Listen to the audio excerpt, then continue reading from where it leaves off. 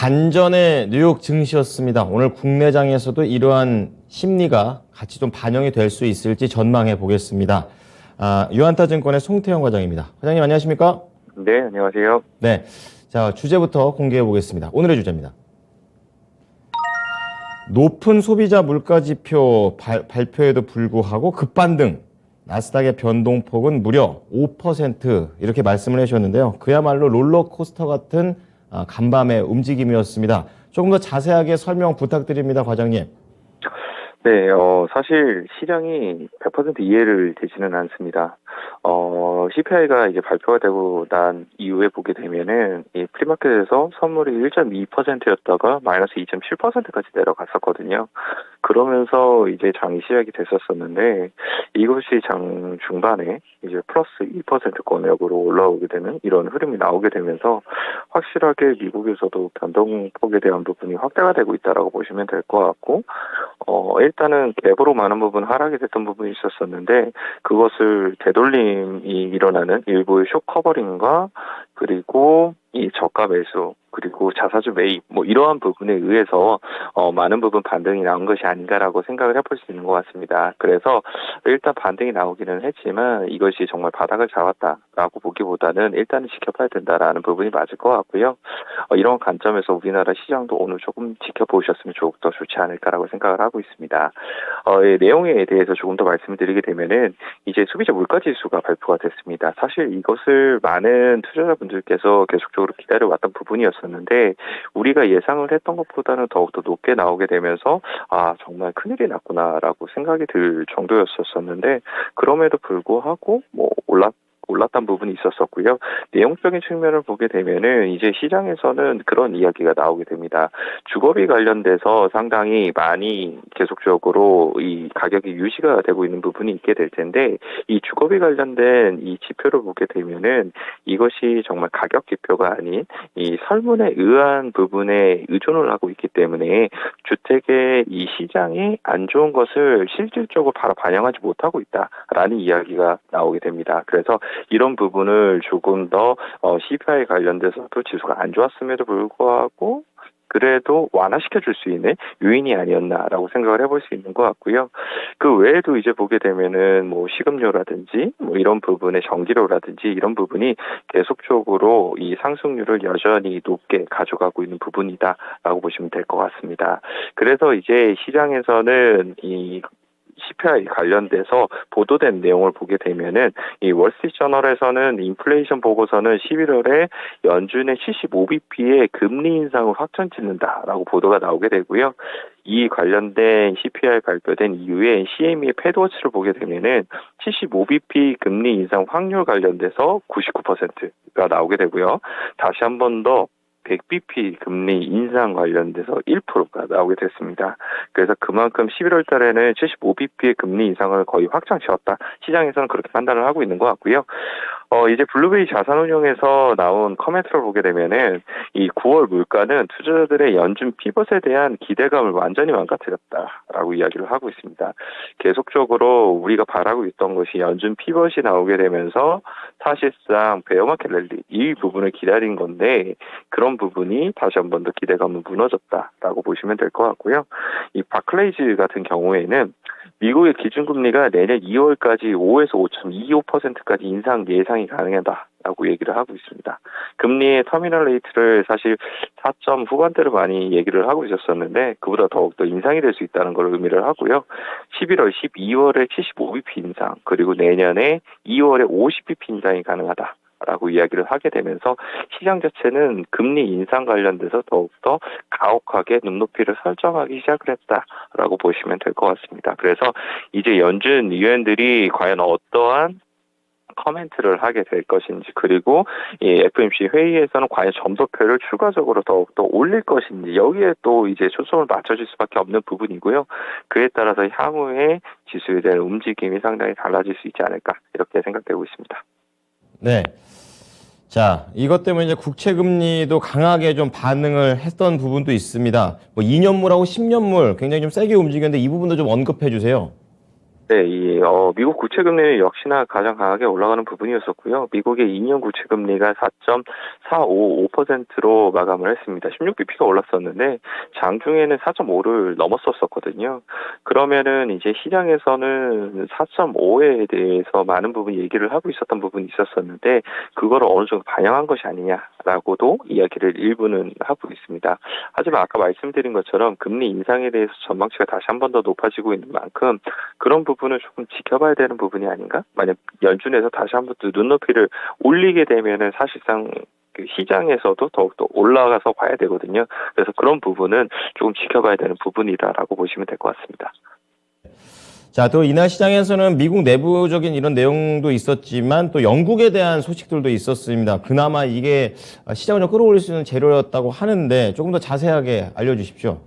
네, 영국 관련돼서는 사실 뭐 시스템 위기가 나올 수도 있다라는 이야기가 상당히 많이 나오고 있는데 그 부분이 조금 완화가 되게 되면서 펀드화가 강세 그리고 영국의 길트체의 금리가 하락 이 부분이 사실상 미국 증시를 끌어올리는 데 도움이 됐다라는 이제 보도가 상당히 많이 나오고 있습니다. 하지만 뭐 이런 부분이 정말 어느 정도나 도움이 됐는지는 좀 지켜봐야 되는 부분이기는 하겠지만 어쨌거나 영국 관련돼서 불확실성이 조금이나마 해소가 되면 해소가 될수록 글로벌 시장에는 도움이 될 수밖에 없기 때문에 이 관련된 내용을 계속 추적을 할 필요가 있다라고 보시면 될 것 같고요.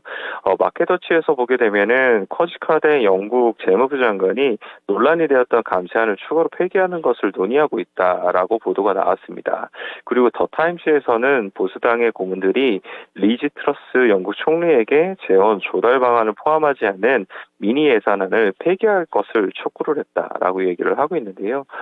지금 현재 이제 이 영국의 내각이 다시 한 번 더 양적 완화에 대한 그림을 그리게 되면서 반대로 영국 연기금이라든지 이런 쪽에서 사실상 마진콜을 많은 부분 위협을 받고 있는 부분 때문에 이 영국의 금융시장 자체의 이 흔들림이 상당히 컸었었는데 이러한 부분이 과연 어떻게 진행이 될 건가 이거에 상당히 좀 중요한 부분이다라고 보시면 될 것 같고요.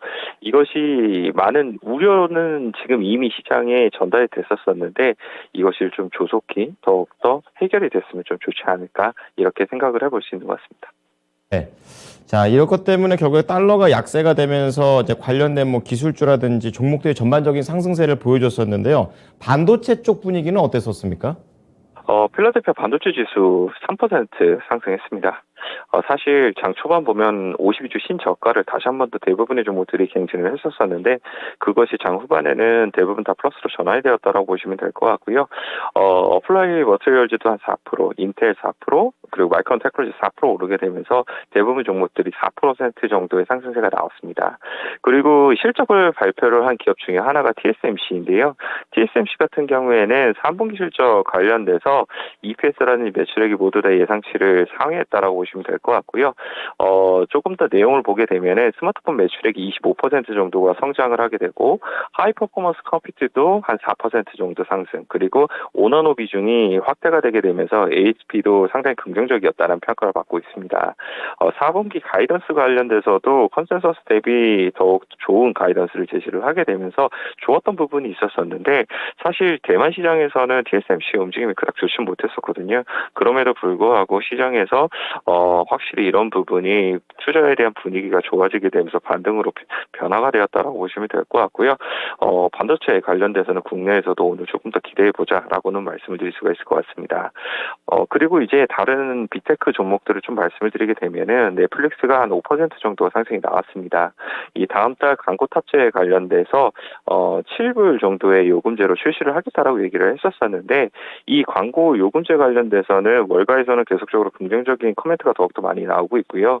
모건 스탠리에서는 광고 전략을 통해서 넷플릭스의 총 유효 시장 확대 그리고 1인당 평균 매출에 대한 증가를 성공적으로 거두게 될 것이다라는 평가를 하고 있습니다. 그래서 넷플릭스에 대해서 5% 정도의 상승세가 나오고 있고 요 근래 빅테크 중에는 가장 탄력적으로 움직이고 있는 종목이지 않나라고 생각해 볼 수 있는 것 같습니다. 네. 자, 이 밖에도 항공주들의 움직임도 긍정적으로 나와줬습니다. 어떠한 모멘텀이 있었나요? 항공주들의 실적 발표에 대한 내용이었었는데요. 3분기 실적은 사실 좀 좋지 못했습니다. 부진한 매출이 발표되기는 했지만 향후 여행 수요에 대한 회복이 반영이 되게 되면서 높은 가이던스를 제시를 하게 되면서 델타 에어라인이 한 4% 정도의 상승이 나왔었고요. 아메리칸 에어라인 같은 경우에는 어제 이제 보게 되면 매출 가이던스를 상향 조정을 하는 부분이 있었습니다. 그래서 이런 부분이 조금 더 반영이 됐던 부분이 있었었고, 유나이티드 항공 같은 경우에는 2023년도에 여름철 대상 횡단 항공편 증설을 발표를 했던 부분이 있었었거든요. 그래서 항공 관련돼서 단기적으로는 확실히 매출에 대한 부분이 증액이 나올 수 있겠다라고 이제 생각이 되는 부분이 상당히 많은 것 같고요. 항공 섹터들도 관심 있게 좀 보시면 좋지 않을까라고 생각되고 있습니다. 네.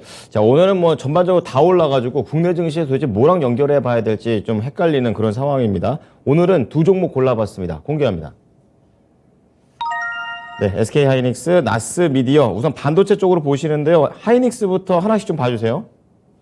반도체 관련돼서 일단은 봐야 될 것 같아요. 반도체 국내에서 삼성전자하고 SK 하이닉스 쪽으로 수급이 계속적으로 쏠려가고 있는데 이것이 일단은 중심을 잡아주고 반도체 소부장까지 더욱더 확장을 시켜줄지를 우리가 봐야 된다는 게 첫 번째이고요.